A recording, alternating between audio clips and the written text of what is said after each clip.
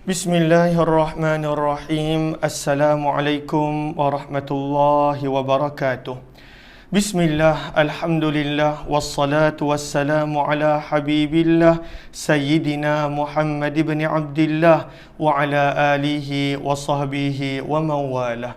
Subhanaka la ilma lana illa ma 'allamtana innaka antal alimul hakim wa la hawla wa la quwwah illa billahil aliyyil azim.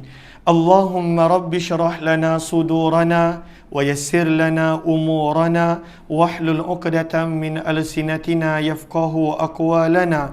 Allahumma fakkihna fid din wa 'allimna at-ta'wil. Allahumma alhimna marashida umurina wa a'idna min syururi anfusina birahmatika ya rabbal alamin walhamdulillahi rabbil alamin. Alhamdulillah, alhamdulillah. Apa khabar sahabat-sahabat semua? Selamat petang.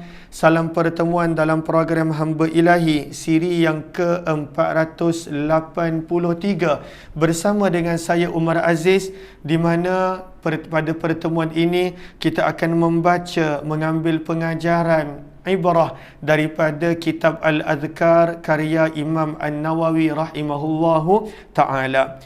Ahlan-ahlan kepada sahabat-sahabat semua, ada Is, kemudian Topeng, ahlan-ahlan Carlo dan juga Hafiz Zabidi, Syafiq Ruslan dan juga semua sahabat-sahabat yang lain yang berada di TikTok. Line tersekat-sekat. Saya cek sekejap. Zamri Jaafar, Ummi Zayahadi, Didi, Kak Langsu, Kamizah, Kakak, Azizah Izzah, dan juga Ana Sukaimi, Marwani Ahmad, Kamiza Muhammad Amir, Linrina Febrian, kemudian Zabaria Muhammad Yusuf, Fatimah Jamilah, Mazia Yusuf, Safia Sapian, Alia. Sebentar, saya cek line. Ada yang kata tersekat-sekat. Panggil Umi jap, tengok line. Okey.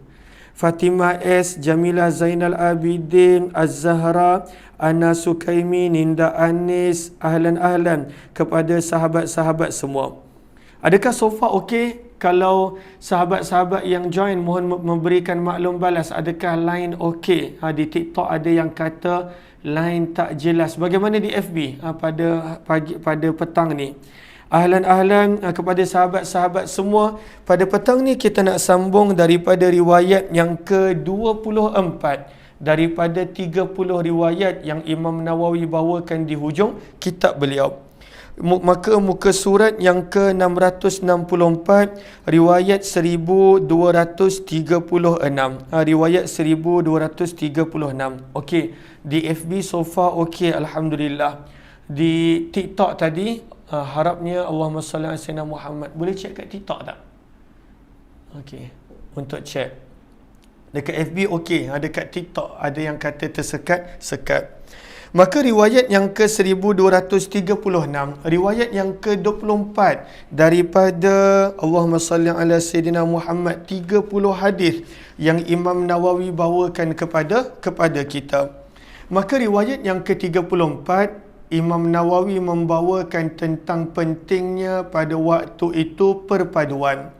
Pentingnya jika ada pemimpin, maka pemimpin tersebut ditaati, walaupun pemimpin tersebut adalah seorang hamba.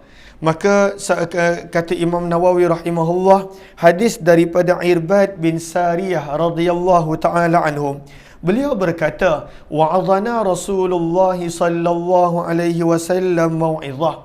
Baginda Nabi sallallahu alaihi wasallam telah memberi nasihat kepada kami dengan sebuah nasihat wajilat minhal qulub, yang telah menusuk hati sehingga pada waktu itu hati menjadi gemetar. Nabi SAW bagi nasihat yang begitu menusuk kalbu, menusuk hati, sehingga kata Irbad bin Sariyah, nasihat tersebut telah menggetarkan hati dan jiwa sampai ke hati. Dan sebab itu di antara ucapan-ucapan perkataan yang digalakkan adalah qaulan baligha, ucapan yang sampai dan menusuk ke kalbu. Al-balaghul mubin, ucapan yang pada waktu itu sampai, pada waktu itu difahami sampai kepada pendengar. Itu adalah antara ucapan-ucapan yang baik. Maka bila ucapan Nabi SAW, nasihat Nabi SAW menyentuh hati, menyentuh kalbu dan perasaan, maka kata Irbad bin Sariyah, wazarafat minhal uyun, maka tanpa disedari kami mula menitiskan air mata. Nabi SAW memberi nasihat tentang beberapa perkara. Maka di hujung nasihat tadi, maka Irbad bin Sariyah sangkut-sangkut. Di TikTok sangkut-sangkut. Kita pakai mana di TikTok? Sebentar saya keluar kejap daripada TikTok. Allahumma salli ala sayyidina Muhammad. Tengok setting sekejap.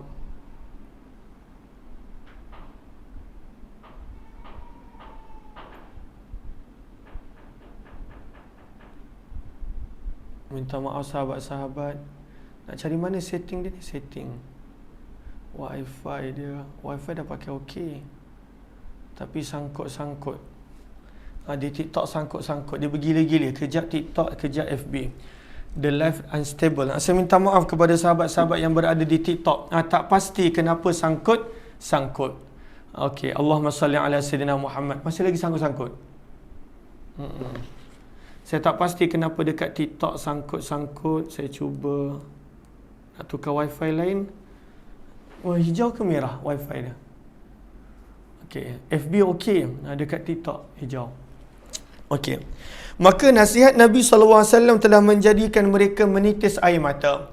Maka Irbad bin Sariyah dan beberapa teman beliau yang lain, sahabat yang lain pada waktu itu meminta pesanan, wasiat daripada Nabi SAW. Maka dalam riwayat kita nampak, fakulna, maka kami berkata, ya Rasulullah, wahai utusan Allah, ka'annaha mau'izatu muwaddi', seolah-olah nasihat kali ini adalah nasihat perpisahan. Kena betulkan, nasihat orang yang hendak pergi, maksudnya nasihat perpisahan. Seolah-olah ini adalah nasihat perpisahan, wahai Rasulullah.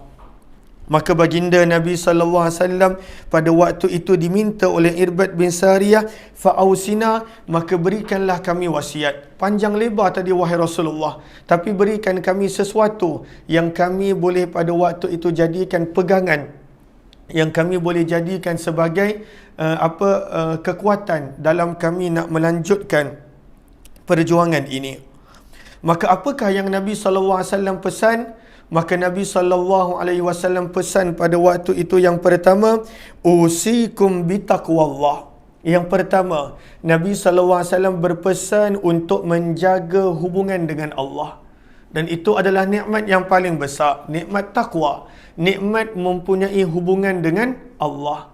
Taqwa sebahagian menafsirkan dengan khasyah, takut. Taqwa sebahagian menafsirkan pada waktu itu orang yang dapat melakukan ketaatan, meninggalkan kemaksiatan. Dan taqwa juga memberi makna pada waktu itu orang yang mempunyai hubungan dengan Allah Subhanahu wa ta'ala.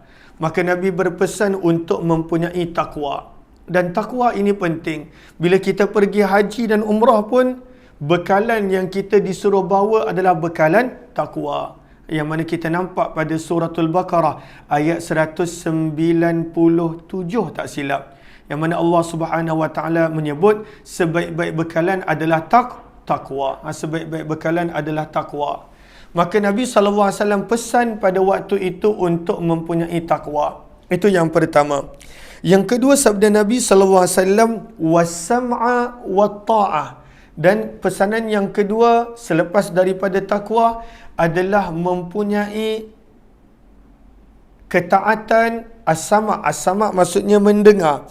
Pada waktu itu untuk mendengar dan juga mentaati para pemimpin. Siapa yang Allah lantik pada waktu itu untuk menjadi pemimpin, maka pada waktu itu dengar dan juga taat. Maka bukan sekadar dalam pimpinan negara, bahkan kadangkala dalam pimpinan keluarga. Kadangkala dalam pimpinan keluarga. Siapa yang Allah lantik dalam pimpinan keluarga, maka pada waktu itu kena dengar dan taat. Siapa yang dilantik untuk memimpin sesuatu organisasi, maka pada waktu itu kena dengar dan taat. Apatah lagi dalam pimpinan negara, pimpinan sebagainya. Sebab masing-masing pasti dia ada pandangan dia, ada idea dia. Masing-masing pada waktu itu nak orang mendengar, nasihat dia, pandangan dia. Tapi sebenarnya itulah ujian untuk sebahagian orang. Siapa pun yang menjadi pemimpin sebenarnya menjadi pemimpin dengan kehendak Allah Subhanahu Wa Taala. Maka ujian untuk kita apa? Ujian untuk kita, sabda Nabi SAW, adalah belajar pada waktu itu mendengar dan mentaati. Sebab dah dilantik, pada waktu itu dah dipilih. Maka sabda Nabi SAW, wa in ta'ammara alaikum abdun habasyi abdun, walaupun yang dilantik menjadi pemimpin tersebut adalah seorang hamba. Bukan mudah nak dengar kata-kata hamba. Sebab hamba dalam ranking pada zaman tersebut adalah kedudukan yang paling bawah, paling rendah. Ini bukan cerita hamba Allah. Hamba, zaman kita dah tak ada hamba. Tapi zaman dulu ada hamba. Ada yang pada waktu itu daripada keturunan dan kasta yang tinggi. Ada daripada kasta yang rendah. Ini adalah hamba yang paling bawah. Tetapi kalaulah pemimpin pada waktu itu adalah hamba sekalipun, sabda Nabi SAW, belajar mendengar dan taat. Kerana nak mengelakkan daripada berlakunya perpecahan. Kalau tidak, bila berlakunya perpecahan, maka hanya akan membawa kepada kelemahan. Maka sabda Nabi SAW, walaupun yang dilantik adalah orang yang paling hina mungkin, perkataan mudahnya, orang yang paling pada waktu itu rendah kedudukannya sekalipun, hamba, maka sabda Nabi SAW, belajarlah untuk mendengar dan taat. Kenapa? Kenapa Nabi SAW sebut untuk belajar mendengar dan taat? Maka Nabi terangkan, wa innahu man ya'ish minkum fasayara ikhtilafan kathira. Sabda Nabi, sesungguhnya sesiapa yang terus hidup daripada kalian selepas kewafatanku, maka dia akan melihat begitu banyak perselisihan pendapat. Begitu banyak perselisihan pendapat. Orang ni ada pendapat, dia nak tegakkan pendapat dia. Orang ni ada pendapat, dia nak kata pendapat dia yang betul. Orang ni ada pandangan, dia nak kata dia yang paling hebat, paling sebagainya. Masing-masing pada waktu itu nak menjadi pemimpin, maka pada waktu itu berlakulah perpecahan yang banyak. Maka sabda Nabi, kelak selepas kewafatanku, maka kamu akan melihat begitu banyak perpecahan, begitu banyak perselisihan. Tapi selagi mana mampu, jadilah seorang yang mendengar dan jadilah pada waktu itu seorang yang taat. Macam contoh kita pun, negara kita dah begitu lama pada waktu itu berlaku macam-macam perkara yang setiap daripada kita tahu.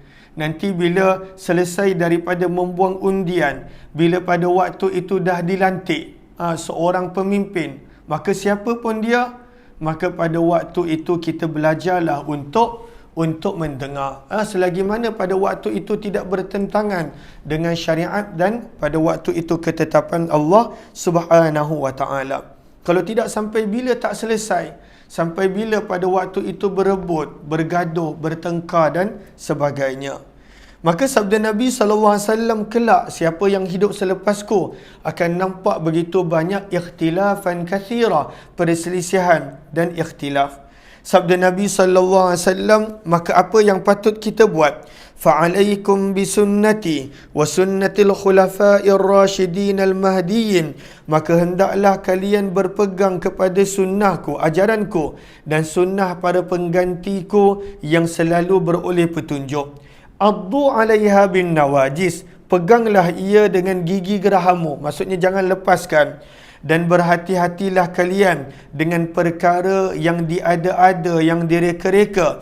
Kerana sesungguhnya setiap perkara yang direka-reka dan bid'ah itu membawa kepada kesesatan. Kata Imam Nawawi, hadis ini adalah hadis riwayat Abu Daud dan Tirmizi, dan Imam Tirmizi berkata hadis ini adalah hadis yang hasan sahih. Ahlan-ahlan kepada sahabat-sahabat yang baru join, mohon jasa baik untuk bantu share, bantu untuk kongsi, bantu untuk sebar luas. Mudah-mudahan lebih ramai yang beroleh manfaat, insya-Allah.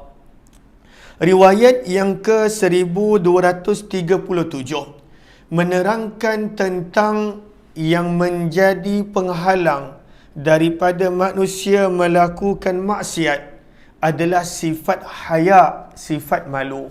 Sifat malu. Manusia bila hilangnya sifat malu, maka pada waktu itu dia tidak malu untuk melakukan maksiat dosa. Bahkan terang-terangan dia tak malu. Maka hadis yang berikut nak menerangkan pada waktu itu pentingnya mempunyai haya, pentingnya pada waktu itu mempunyai sifat malu.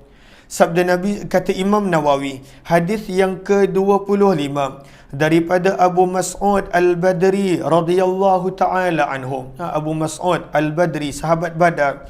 Beliau berkata bahawa Nabi Abu Mas'ud sahabat yang lain, Abdullah ibnu Mas'ud sahabat yang berbeza, bahawa Nabi SAW bersabda, inna mimma adrakan nasu min kalamin nubuwatil ula, sesungguhnya di antara apa yang manusia ketahui daripada kalam, daripada ucapan kenabian yang terdahulu. Maksudnya mesej ini ada pada nabi-nabi yang terdahulu juga. Inna, sesungguhnya, mimma, daripada apa, adrakan nasu, yang diketahui oleh manusia, min, daripada kalamin nubuwah, ucapan kata-kata nabi yang terdahulu. Apakah semua nabi sampaikan? Idza lam tastahyi, sepatutnya ada ya selepas ha tadi. Idza lam tastahyi, apabila kamu tidak lagi berasa haya, berasa malu, fasna ma syi'ta, maka buatlah apa yang kamu inginkan. Lalu dia bukan galakan suruh buat maksiat, jangan salah faham. Fasna ma syi'ta nak menerangkan bila dah tak ada malu, maka apa lagi yang boleh menghalang manusia buat maksiat? Bila dah tak ada malu, apa lagi yang pada waktu itu boleh membendung manusia daripada melakukan maksiat? Sebab itu kita lihat daripada masa ke semasa, daripada zaman ke zaman, daripada keadaan ke keadaan, manusia semakin berani menunjulkan maksiat dan dosa.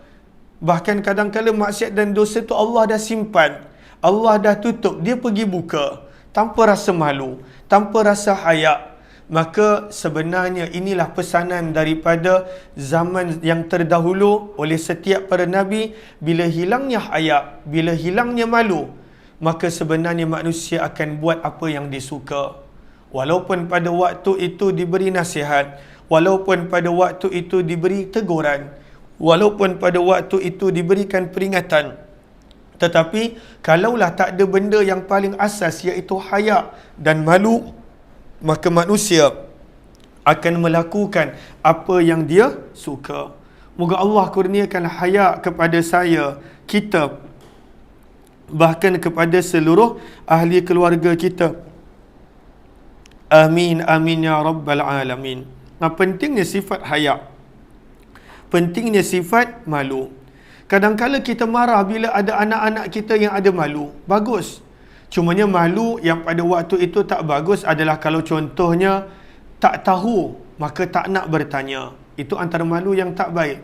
Tapi malu contohnya nak bergaul dengan yang bukan mahram, bagus. Tapi kadang-kadang zaman kita dia anggap, kau ni benda macam tu pun nak malu, bagus. Dia malu pada waktu tu dengan bukan mahram. Dia malu pada waktu itu nak bergaul bebas dan sebagainya. Tapi kadang-kadang zaman kita terbalik. Sebab bila hilangnya malu, maka daripada hadis ini kita belajar manusia pada waktu itu akan melakukan apa yang dia suka. Dah tak ada penghalang, dah tak ada barrier, dah tak ada sempadan untuk antara dia dan maksiat dan dosa. Sebab itu baginda Nabi SAW bersabda, "Idza lam tastahi." Betul, saya minta maaf, riwayat ini tanpa ya. Dalam kitab Al-Futuhatur Rabbaniyah dibetulkan. Lalu yang riwayat ni tak ada ya.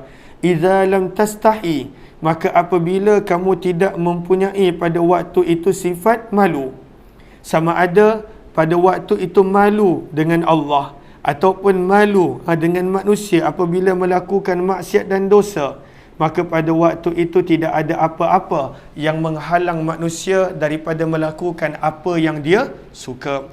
Maka penting sifat haya, penting pada waktu itu sifat malu. Ahlan-ahlan kepada sahabat-sahabat yang baru join, kita dah sampai riwayat 1237. Riwayat ini adalah hadis riwayat Bukhari. Riwayat 1238.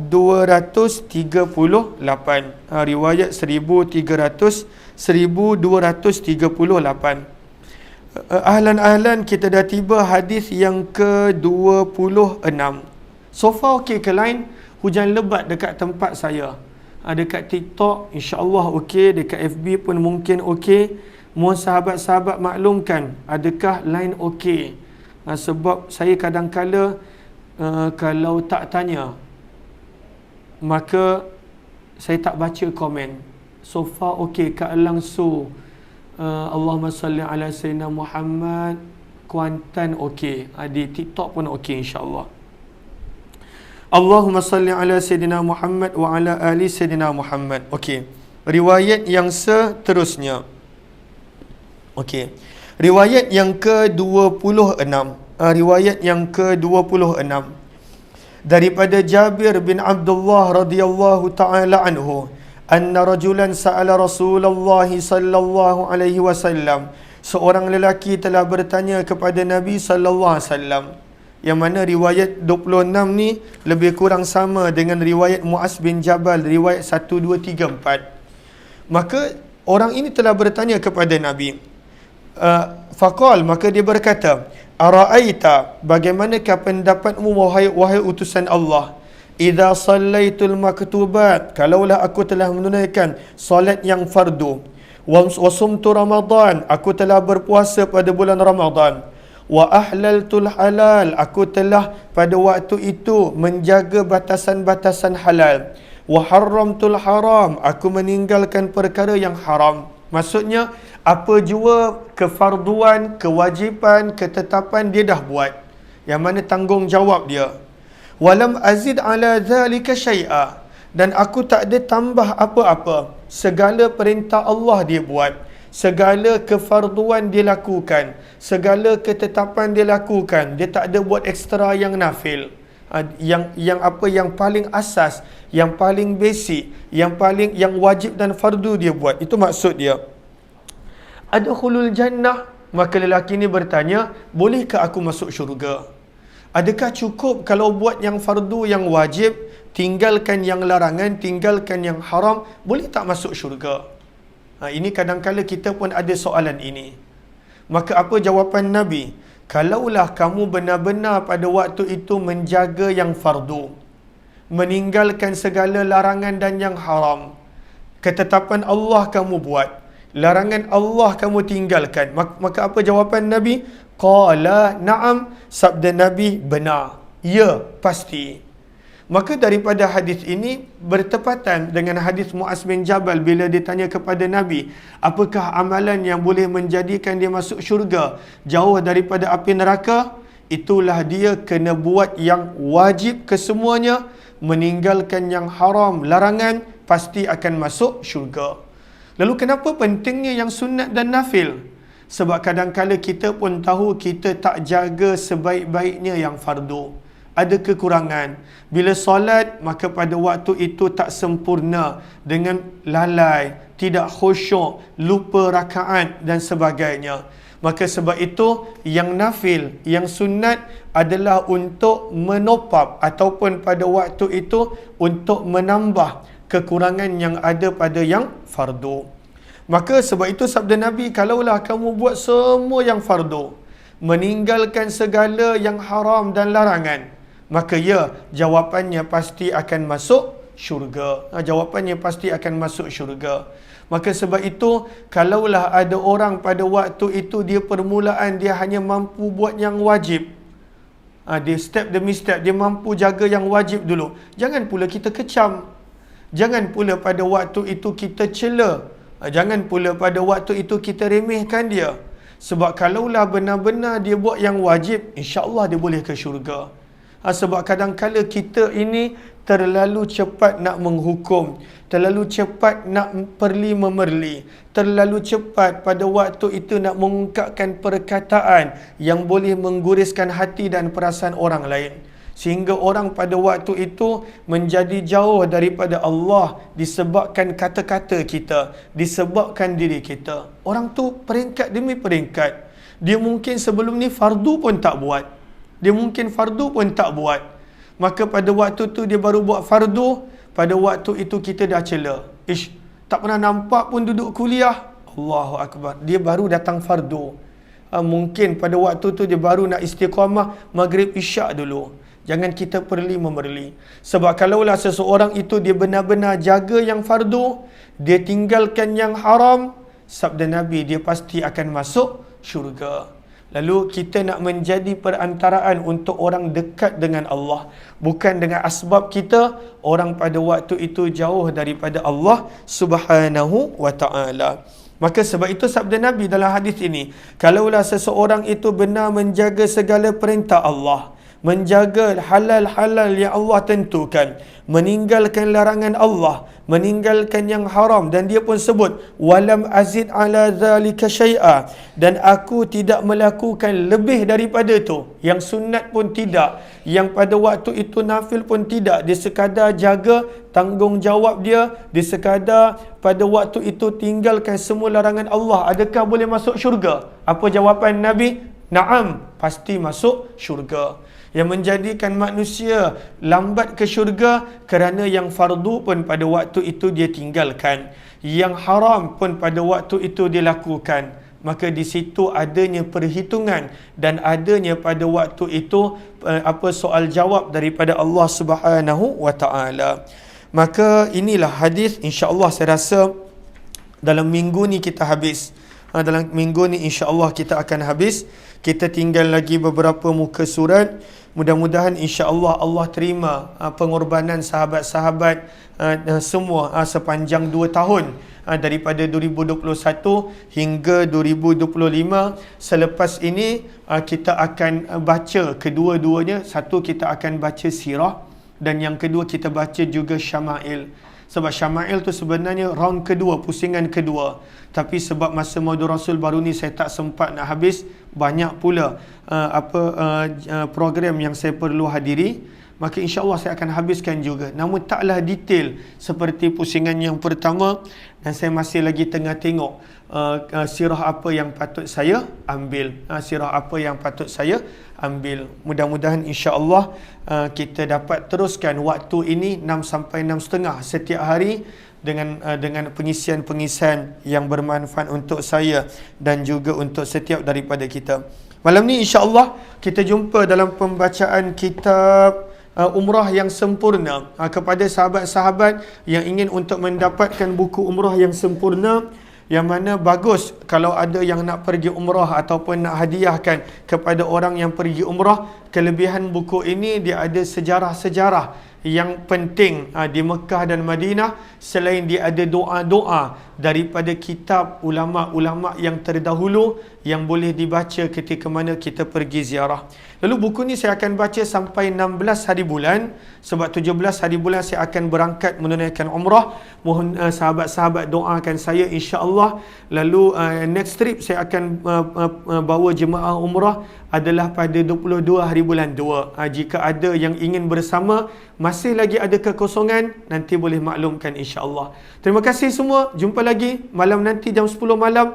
Minta maaf petang semalam, malam semalam, pagi tadi saya tak berapa larat, tak berapa sihat. Tapi alhamdulillah petang ni dapat bersama. Jumpa lagi. Wabillahi taufiq wal hidayah. Assalamualaikum warahmatullahi wabarakatuh. Jazakumullah khairah. Terima kasih.